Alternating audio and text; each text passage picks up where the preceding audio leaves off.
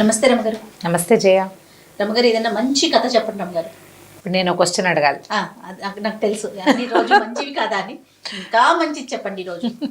నానావిధ భక్తులు, ఒక్కొక్కళ్ళకి భక్తి భగవంతుడిని తెలుసుకోవటం విధానాలు వేరుగా ఉంటాయి కదా. కొంతమంది ఏంటంటే ఇది భగవంతుడని, దీనికి ప్రచండమైన శక్తి ఆయనకు ఉందని, ఆయన వల్లే ప్రపంచం నడుస్తోందని అర్థమవుతూ ఉంటుంది. మనకు తెలుస్తుంది. భగవత్ శక్తిని గ్రహించగలుగుతారు వ్యక్తులు. కొంతమంది గ్రహించరు, కానీ ఏదో నమ్మకంతో నడిచిపోతూ ఉంటారు. తెలుసుకోవటం ఒక విధానం, తెలియకపోయినా ఆ ఎవడో ఒకడు ఉన్నాడులే ముందు అన్న ధోరణిలో వెళ్ళిపోవటం ఇంకో విధానం. దానికి సంబంధించిన ఒక కథ చెప్తాం. పూర్వం మగధ దేశానికి దగ్గరలో ఒక గురుకులం ఉండేదట. ఈ గురుకులంలో ఏంటంటే అప్పట్లో ఆ గురుకులం చాలా ప్రఖ్యాతిగా చెందిందనమాట. మామూలుగా ఏదో పిల్లాన్ని తెచ్చి చేర్చేయడం కాదు. ఓహో, వాళ్ళు టెస్ట్ చేసి తీసుకునేవాళ్ళు. ఎంట్రన్స్ టెస్ట్ ఉండేది ఖచ్చితంగా. ఈ మగధ వంశానికి రాజగురువుగా ఉన్నాయనే, రాజగురువు ఎవరో ఆయనే ఈ గురుకులాన్ని నడిపేవారు. రాజుగారి దగ్గర నుంచి వీళ్ళకి సందర్భాలు సంబారాలు అన్నీ వచ్చేవి. ఆయన ఇక్కడ అప్పుడప్పుడు, అంటే ఇక్కడ ఎక్కువగా ఉండి అప్పుడప్పుడు రాజధానికి కూడా వెళ్ళొస్తుండేవాడు, రాజగురువు కాబట్టి. అయితే రకరకాల టెస్టులు పెట్టేవాళ్ళు. ఎన్ని టెస్టులు వచ్చిన ప్రతి పిల్లాడికి అసలు ఏ విషయంలో వీడికి ప్రజ్ఞ ఉందో తెలుసుకునే చేసేవాళ్ళు అనమాట. ఆ కాలంలో ఇలా జరిగేదట. ఒకవేళ ప్రజ్ఞ లేదనుకో పిల్లాడికి ఏ విషయంలోనూ, వాడి కులవృత్తిలోనే మెల్లిగా తండ్రుల వెనకాలే పెట్టేవాళ్ళు. వాడికి ఏదో ఒక ప్రజ్ఞ ఉంది, వాడిని గురుకులంలో పెట్టేవాళ్ళు. ఆ గురుకులంలో శాస్త్రాలే కాకుండా మామూలుగా పౌరోహిత్యం అంటే స్మార్తానికి సంబంధించింది వేద విద్య, సాధారణ సంస్కృతము, ఆ తర్వాత ఏమో యుద్ధ విద్యలు, రకరకాలు గణితము, లెక్కలు. వాళ్ళు రేపొద్దున దీనిలాగా గుమస్తాలుగా దానిగా పనికొచ్చేవాళ్ళు అనమాట. అకౌంటెన్సీ అలాంటి వేరు విభాగాలు ఉండేవి. అన్ని విభాగాలకి ఏదో ఒక సంఖ్యాపరమైందో ఇంకో పరమైందో ఒక ప్రశ్నలు ఖచ్చితంగా ఉండేవి. అయితే కొంతమంది తిరిగి వెళ్ళిన పిల్లల్ని ఏం చేసేవాళ్ళు, రాజుగారు వాళ్ళు ఊరికే దిగులు పడకుండా ఏదో వాళ్ళకి 10 పావలా ఇచ్చి ఇళ్ళకెళ్ళి వాళ్ళ తాలూకు సొంత పని చేసుకునేలాగా, లేదా అతి కొద్ది మందిని రాజుగారి దీంట్లో ప్రాపకంలో ఉంచుకుని అక్కడే ఆ వాకిట్లో ఏదో చిన్న పన్న పని చేస్తూ వాడు బతకాలి. ప్రజలని వదిలిపెట్టే రోజులు కావవి. వాళ్ళు ఏడుస్తారని వదిలేవాళ్ళు కాదు. నిరుద్యోగం అస్సలు ఉండేది కాదు. ఒక వయసు వచ్చిన పిల్లవాడు, చదువుకోవాల్సిన పిల్లాడు ఏదర్ చదవాలి, లేదా వృత్తి విద్య నేర్చుకోవాలి, లేకపోతే ఏదో ఒక పని చేసుకోవాలి. ఆ పని వాడికి నేర్పాలి, నిదానంగా నేర్చుకుంటారు. ఇలాంటి విధానం నడిచేది. మనం ఇది అవలంబిస్తే ఎంత బాగుంటుందో కదా. అద్భుతం కదా రమగారు. పాతకాలం స్వర్ణయుగము, ఇంకో యుగము అయితే జనాభా సంఖ్య తక్కువ కదండి, అదొకటి క్యాలిక్యులేట్ చేసుకోవద్దు. ఇప్పుడు మన జనాభా సంఖ్య ఎంతమంది కానీ మనం ఉద్యోగాలు కానీ లేకపోతే ఇలాంటి భద్రత కానీ కల్పించగలుగుతుంది ప్రభుత్వం. అప్పుడు ఇలాంటి చదువులు కానీ ఇలాంటి ఉద్యోగాలు కానీ ఆనాడు ఉన్నాయా? అప్పుడు చేతి వృత్తులు ఉండే కదా రమ్మగారు. వంశపారంపర్యంగా అదే వృత్తి కంటిన్యూ అవుతూ ఉండేది. ఇప్పుడు మనం వస్తు వినియోగం ఎక్కువ ఉండేది. ఇప్పుడు ఉంది జయ. అంటే చేతి వృత్తులు వారు చేసే అన్ని వస్తువులు మనం ఉపయోగిస్తున్నాం. ఎందుకు ఉపయోగించాము? అన్ని ఎలక్ట్రానిక్ గుడ్స్ వచ్చేలేదా రమ్మగారు? మరి అవన్నీ చేయడానికి మనుషులు కావద్దా? మిషన్స్ అయిపోవట్లే. మెషిన్ ఆన్ చేయడానికి మనిషి కావద్దు. ఇప్పుడు 10 మంది చేసే చోట ఒక్కరు సరిపోతారుగా. సరిపోరు. అది ఒకటి ఆలోచించద్దు. అలా కాదు, ఎప్పటికీ అదే సైజు. నీకు గుప్తుల కాలం నాడు ఉన్న మనుషులు ఆ కాలానికి ఎక్కువే, తర్వాత కాలానికి ఉన్న వ్యక్తులు ఆ కాలానికి ఎక్కువే. ఇప్పుడు ఈ కాలానికి ఎక్కువ. అందరూ రాట కట్టినట్టు ఒకే వైపుకు పరిగెత్తకుండా నలుగురిని 4 వైపుల పెట్టే పని ప్రభుత్వం చెయ్యాలి. ఇది వరకు చేసేవాళ్ళు ఇప్పుడు చేయట్లేదు. ప్రభుత్వంగా ప్రధానంగా చేతి వృత్తులు ఉండేవి. వంశపారంపర్యంగా అదే వృత్తి కొనసాగుతుండేది. ఇంత ఆధునికత సాంకేతికత ఎక్కడున్నాయి?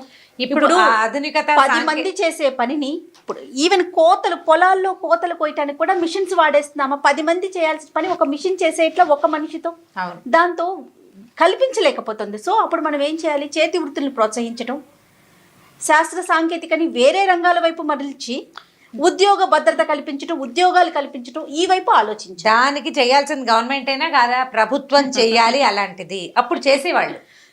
ప్రభుత్వం చెయ్యాలి తప్పకుండా. ఆ మొత్తం ఈ దేశంలో, ఈ రాజ్యంలో, ఈ ఊళ్ళో ఉన్న వాళ్ళందరికీ తినడానికి తిండి ప్రతివాడికి ఉండాల్సిందేనన్న నియమం అప్పుడు ఉండేది.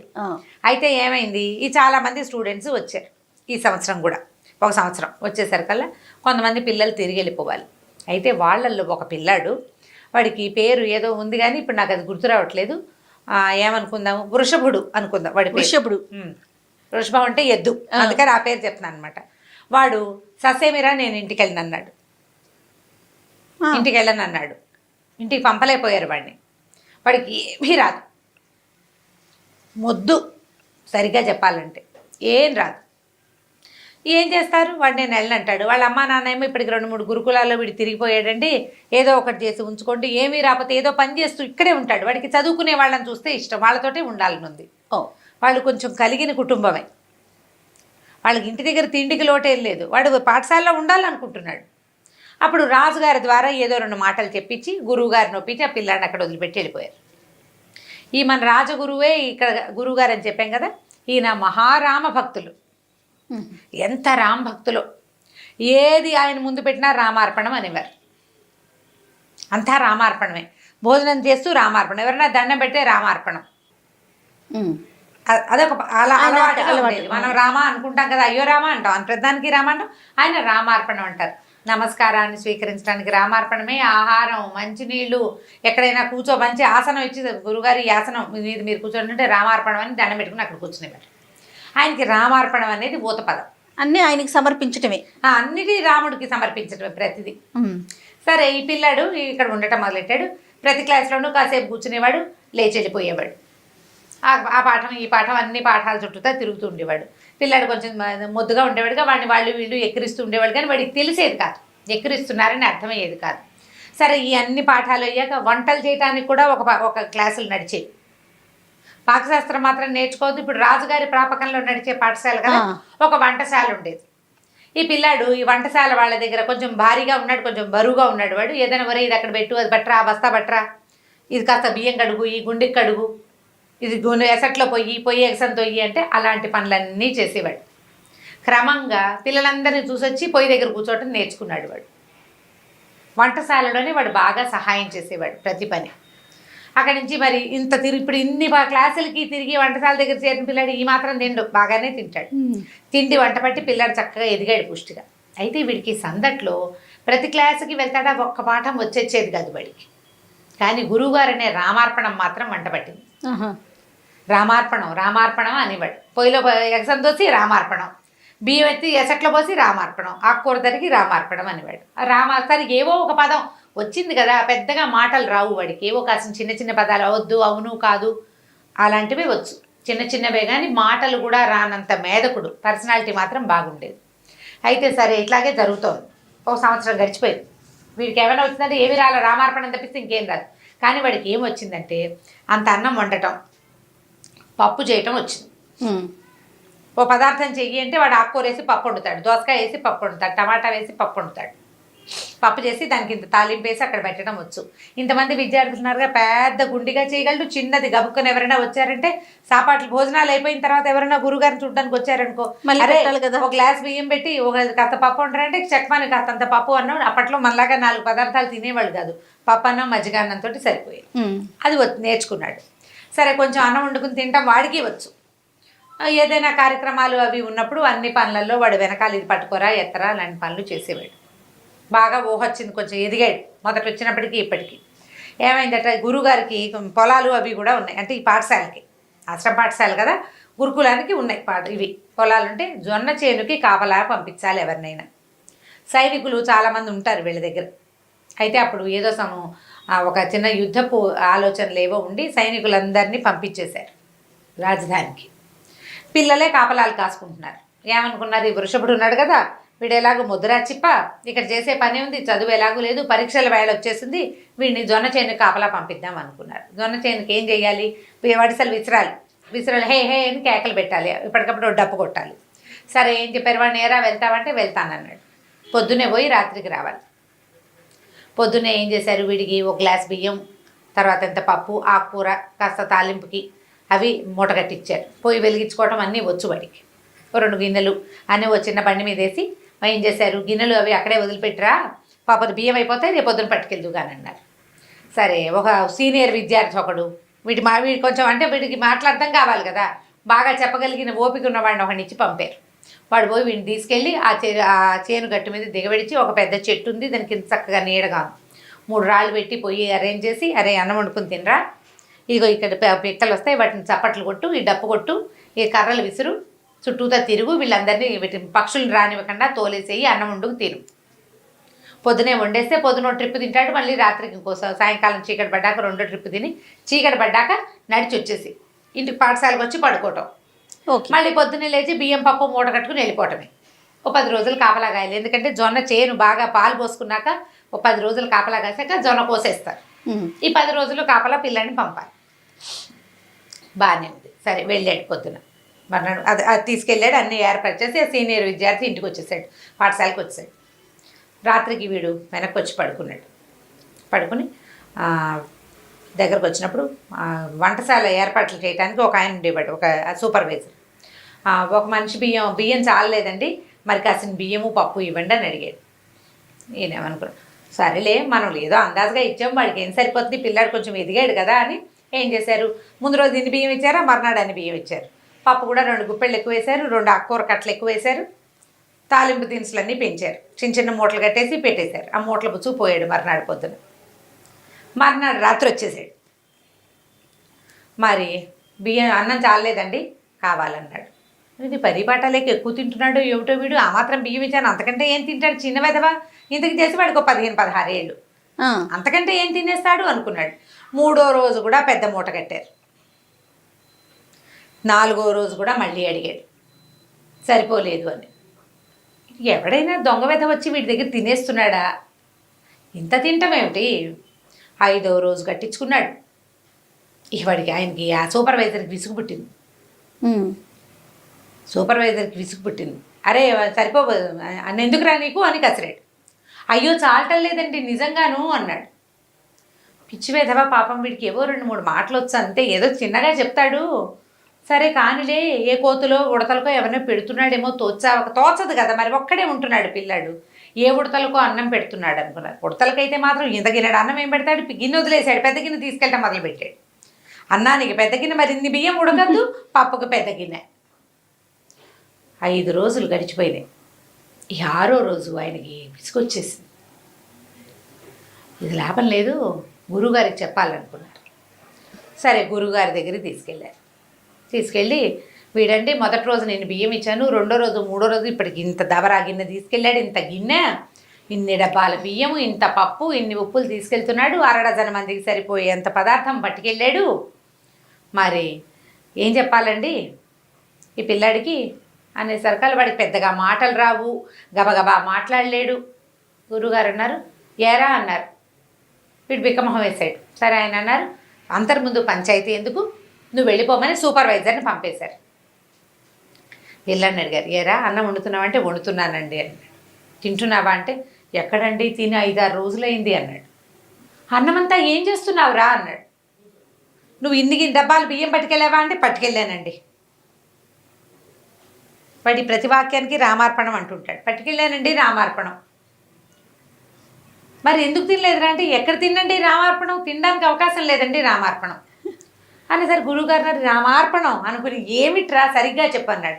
కాదండి మొదటి రోజు పెద్దన్నయ్య నన్ను తీసుకెళ్ళాడా, అన్నం వండుకోమన్నాడా, అన్నం వండుకున్నానండి, వండుకుని ఆకేసుకున్నానండి.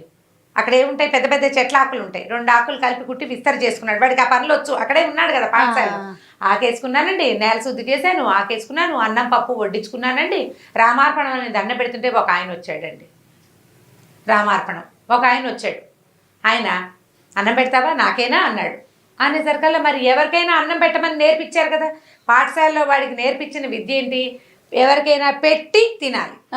వాడికి రెగ్యులర్ ప్రాక్టీస్ అది, వాడంతటి వాడు కంచం పెట్టుకుని అన్నం తినకూడదు. మరి ఇప్పుడు మేధకుడైన పిల్లవాడికి చెప్పాలి కదా, ఏదో ఒకటి నేర్పాలి. వీళ్ళు ఏం చేశారు, అన్నం పప్పు వండటంతో పాటు ఎవరికైనా పెట్టి తినడం అలవాటు చేశారు. ఆయన వచ్చాడండి, అక్కడ ఎవరు లేరు, ఎవరికి పెట్టినా అని చూశాను, రామార్పణం ఎవరికి పెట్టను అని అనుకుంటే ఆయన వచ్చాడు. సరే వచ్చాడు కదా అని రామార్పణం ఆయనకి పెట్టానండి. ఆయన తినేశాడు. ఆయనే తిన్నాడండి మొత్తం, నాకు చాలలేదు. ఆయన తిన్నాక నాకు ఆకలి లేదండి, ఆయన వెళ్ళిపోయాడు. 2వ రోజున ఆయన వస్తాడేమోనని 2 డబ్బాలు బియ్యం పట్టుకెళ్ళాను. మళ్ళీ వండుకున్నానండి రామార్పణం, ఆకేసుకున్నానండి, 2 ఆకులు వడ్డించానండి, ఆయన కూడా వస్తాడని. రామార్పణం వడ్డించాక ఆయన వాళ్ళ ఆవిడని తెచ్చాడండి. ఆవిడకి ఎంత బాగుందో, భలే బాగుందండి ఆవిడ. రామార్పణం ఎంత చక్కగా ఉందో. ఇద్దరు కలిసి అన్నం తినేశారండి. రామార్పణం నాకు ఆకలి లేదు, నేను తినలేదు కానీ నాకు ఆకలి లేదు. 3వ రోజున 3 డబ్బాలు పట్టుకెళ్ళాను బియ్యం. మళ్ళీ రామార్పణం అన్నం వండుకున్నాను. ఈసారి వాళ్ళ తమ్ముట్ట పెద్ద బాణం అది పుచ్చుకున్నాడు. ఆయన దగ్గర కూడా బాణం ఉందండి, ఇంత పొడుగునున్నాడు. ముగ్గురు కలిసి తినేశారు రామార్పణం. 4వ రోజు మళ్ళీ 4 డబ్బాలు అన్నం ఉంటే వాళ్ళు ముగ్గురు వస్తారేమోనని వాళ్ళు 3 విస్తళ్ళు వేసి నా కోసం కూడా 4వ విస్తరి వేసుకుంటే 4 విస్తలు ఆయన ఇంకో తమ్ముడిని తీసుకొచ్చాడండి. అసలు ఈయనండి అచ్చు ఆ పెద్ద ఆయన లాగానే ఉన్నాడండి. మొదట వచ్చిన ఆయన ఎర్రగా ఉన్నాడండి, ఈయన మాత్రం సేమ్ డిట్టో పెద్ద ఆయన ఎలా ఉన్నాడు ఈ తమ్ముడు కూడా అలాగే ఉన్నాడు. అదే రంగు అదే రూపం, బాణాలండి వాళ్ళ దగ్గర. ఏమోలే అని నలుగురికి పెట్టేశానండి, నాకు ఆకలి లేదు. రామార్పణం 5వ రోజు మళ్ళీ పట్టుకెళ్ళానండి. ఈసారి వాళ్ళు నలుగురు, ఒకవేళ ఆయనకి ఇంకో తమ్ముడు ఉన్నాడేమో, ఎందుకు వచ్చిందిలే అని అనుకున్నాను. అయినా కూడా నేను తిందామనుకున్నా. వాళ్ళు నలుగురు, నేను ఒకదాన్ని అనుకున్నా. 5 ఆకలేస్తే ఆయనకి 3వ తమ్ముడు ఉన్నట్టండి, బంగారపు రంగు. ఆయన్ని తీసుకొచ్చాడండి. వాళ్ళు 4 అన్నదమ్ములు, ఒక ఆవిడే. అందరూ ఎంత బాగున్నారో, ఇంతంత పొడుగు మనుషులు, బాణాలు, బట్టలు ఎంత బాగున్నాయో. వాళ్ళు 5గురు కూర్చుని తినేశారు. 6వ రోజు కూడా పట్టుకెళ్ళానండి. ఈసారి వాళ్ళ బంటుట, ఆయన ఎంత ఉన్నాడో వీళ్ళందరినీ కలిపితే ఆయన అంత ఎత్తవుతారండి రామార్పణం. ఆయన దగ్గర ఒక పెద్ద గద కూడా ఉందండి. వాళ్ళందరూ తినేశారు. రేపు ఎవరు వస్తారో అందుకని ఇవి చాలదు, నాకు ఎక్కువ కావాలంటే గురువుగారు నిర్ఘాంతపోయాడు. ఒక ఆయన వచ్చాడు, భలే అందంగా ఉన్నాడు, బాణాలు పట్టుకుని ఉన్నాడు. వాళ్ళ ఆవిడ వచ్చింది, ఆవిడ చాలా అందంగా ఉంది. 2వ రోజో తమ్ముడు, 3వ రోజో తమ్ముడు, 4వ రోజో తమ్ముడు వచ్చాడు. ఒక బంటు కూడా వచ్చాడు. ఎంతమంది అయ్యారు? 4 అన్నదమ్ములు, భార్య, బంటు. ఈ 6గురు ఉండే సమూహం ఎక్కడిది? ఆయన వీడు రామార్పణం. అప్పుడు ఆయనకి స్ట్రైక్ కూడా ఏమైందంటే, వీడు అవును కాదు లేదు లాంటి మాటలు చెప్తాడు, కావాలి నాకు వద్దు తప్ప వీడికి వాక్యాలు మాట్లాడటం రాదు. పైగా 6 రోజుల నుంచి అన్నం తినని పిల్లవాడు శుభ్రంగా ఉన్నాడు. పైగా ప్రవాహంలాగా మాట్లాడేస్తున్నాడు. ఆయన గబగబా లేచొచ్చాడు. లేచొచ్చి వాడి నెత్తి మీద 2 చేతులు పెట్టేట్ల మొహం మీద పెట్టేసరికల్లా ఆయనకి ఒక షాక్ కొట్టినట్టు తెలిసిందనమాట. వీడు ఎవరినైతే రోజు చూస్తున్నాడో రామార్పణం సాక్షాత్ రామచంద్రమూర్తి కుటుంబాన్ని చూస్తున్నాడు. వాడు భగవంతుడని తెలియదు వాడికి. రాముడని, లక్ష్మణుడని, భరతుడని, శత్రుఘ్నుడని, సీతమ్మ తల్లని వచ్చింది, ఆంజనేయుడని వాడికి తెలియదు. తెలియకుండా రామార్పణం ఎవరికైనా పెట్టి అన్నం తినాలన్న వాడి ఆలోచనకి భగవంతుడు రామార్పణం అన్నందుకు రాముడు వచ్చి తింటున్నాడు ప్రతిరోజు. ఆయన కదిలిపోయాడు, అరిచి కేకలు పెట్టాడు, రండిరా అందరం వెళ్దాము, రోజు ఇవాళ కిష్కింధాపుర వాసులంతా వస్తారని ఎంత అరిచి, అసలు ఎంత ఉద్వేగం అయిపోయిందంటే, సంవత్సరాల తరబడి నా బతుకంతా రామార్పణం అన్నా కూడా భగవంతుడు నన్ను కరుణించలేదు. అమాయకుడు, మేధకుడు, బుద్ధి లేనివాడు, అన్నం తింటం తప్పిస్తే రెండో పని చేతి కానివాడు, వాడికి భగవంతుడు ఇట్లా చూపించాడు కరుణ. ప్రతిరోజు 6 రోజులు వాడిని చూడ్డానికి వచ్చాడు. 6 రోజులు వాడు పెట్టిన అన్నం తిన్నాడు. ఆయన ఉద్వేగాన్ని తట్టుకోలేకపోయాడు అనమాట. ఇక బళ్ళు కట్టించి ఎంత ఆహారమో పట్టుకెళ్ళారట, ఎన్ని పదార్థాలో పట్టుకెళ్ళారు అక్కడికి, ఆ పొలం దగ్గరికి. బోల్డ్ అంత వంట చేశారు. అందరూ చూస్తున్నారు. ఆకులు వడ్డిచ్చేయరా, ఎవరు వస్తారో చూద్దామంటే బోలెడు ఆకులు వేసి వడ్డిచ్చాడు ఈ వృషభుడు. ఎవ్వరూ రాల. చాలాసేపటికి చూస్తున్నాడు. రోజు మనుషుల్ని చూడడం అలవాటైంది. బోలెడంత పెద్ద కోతల మంద ఒకటి వచ్చి ఒక్కొక్క ఆకు ముందు కవాతు చేస్తున్న సైనికుల్లాగా కూర్చుని వడ్డిచ్చిన ఆకుల్లో శుభ్రంగా ఆహారం అంతా తినేసి లేచి ఈ గురువుగారు, ఆయన శిక్షగణము, ఆ ఆశ్రమ పాఠశాలలో పనిచేసే సమూహం బోళ్ళంతమంది ఉన్నారా, అందరూ మనుషులు ఉన్నారన్న భయం కూడా లేదు. ఎలా అంత సమూహం, వానర సమూహం ఎలా వచ్చిందో ఎలా వెళ్ళిపోయిందో తెలీదు. వచ్చింది మొత్తం వండిన పదార్థం ఒక్క మెతుకు మిగల్చకుండా, వెనక్కి ప్రసాదం మిగల్చకుండా మొత్తం పెట్టినవన్నీ తినేసేసి లేచెళ్ళిపోయి గురువుగారి పిల్లవాడి పాదాలు పట్టుకున్నాను. రామార్పణం అనేది నోటితోటి అంటున్నాను నేను, వీడు త్రికరణ శుద్ధిగా అన్నాడు. అది తప్ప ఇంకొకటి లేకుండా చేసిన మనస్ఫూర్తిగా లోపల నుంచి, మామూలుగా నోటితో అంటంగా మనోవాక్కాయ కర్మలతోటి మాటతోటి, మనసుతోటి, కర్మతోటి కూడా, మనోవాకాయాలతోటి చెయ్యాలి. అది మనం చెయ్యాలి కదా. నోటితోటి అంటే ఏం ప్రయోజనం? ఆ దానికే భగవంతుడు వీడిని ఇట్లా కరుణించాడని ఆ పిల్లాడిని భుజాన్ని ఎత్తుకుని, నాయన నువ్వు ఎంత అదృష్టవంతుడివిరా, ఎన్ని జన్మల పుణ్యం చేస్తేనే ఈ ఫలితం లభిస్తుంది. ఇప్పటికీ వచ్చిన వాడు దేవుడని రాముడని వాడికి తెలియదు. కానీ వాడి బుద్ధి మాత్రం వికసించింది. తర్వాత వాడు ధారాళంగా మాట్లాడటం మొదలుపెట్టాడు. ఈ గురువుగారు వాడికి స్వయంగా దగ్గర కూర్చోబెట్టుకుని, మేధకుడని వాడిని పక్కన పెట్టకుండా వాడికి స్వయంగా చదువు చెప్పి తన దగ్గరే ఉంచుకున్నారట. సంవత్సరాల తరబడి గురువుగారిని పక్క నుండి సేవించే భాగ్యం వాడికి లభించింది భగవంతుని చూసిన కళ్ళ వల్ల. నమ్మిన వాడికి ఇలా వస్తాడు దేవుడు. ఆయన దేవుడని మనం తెలుసుకోలేము, అంతే.